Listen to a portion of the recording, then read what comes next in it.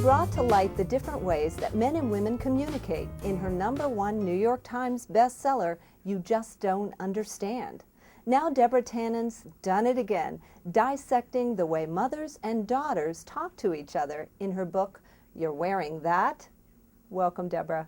Hi, so glad to talk to you. So tell us what inspired you to select mothers and daughters as the subject of your new book on communication. My previous book was called I Only Say This Because I Love You, about adult family relationships. It had one chapter on mothers, and mothers and daughters was one part of that chapter. And yet everyone that talked to me about the book wanted to focus on that. Can you tell us what a meta-message is and how these play into mother-daughter communication? Let me give you an example that is really key in the mother-daughter relationship. So frequently, because a mother's job is to be helpful, she will offer a suggestion or advice, help the daughter improve, and the daughter will take it as criticism. Those are two different meta-messages. So if I say to you, you would look better with your hair shorter, well, it is a suggestion. One meta-message is, I'm trying to be helpful, I love you, I want to see you look as good as you can. That meta-message is there. And then the other meta-message, which also is there, is, I don't think your hair looks good the way it is. God, I'm seeing my mother's face on you as you say that. No.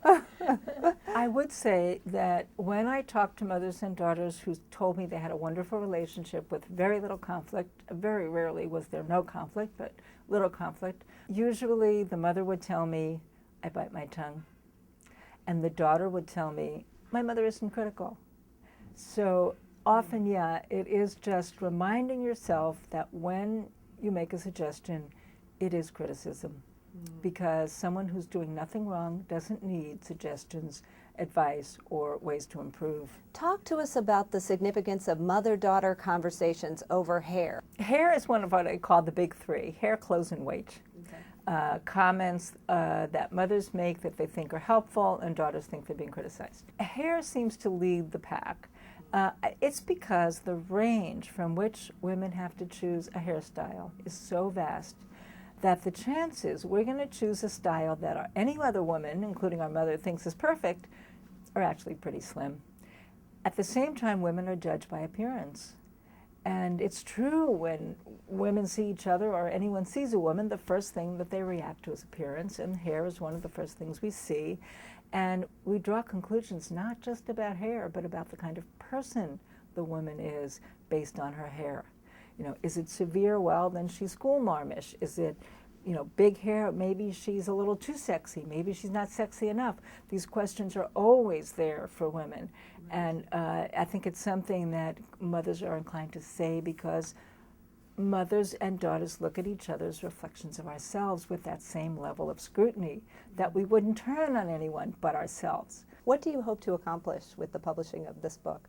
The realization that just seeing these dynamics, understanding why the other person reacts the way they do, gives you the power to change the way you're talking.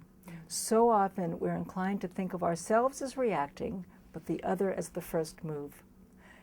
When we step back and say, if you're saying something I don't like, is that because I said something you don't like? And usually it is. So you can change the way the other person talks by changing how you talk. So it gives you much more control over the relationships that are important to you.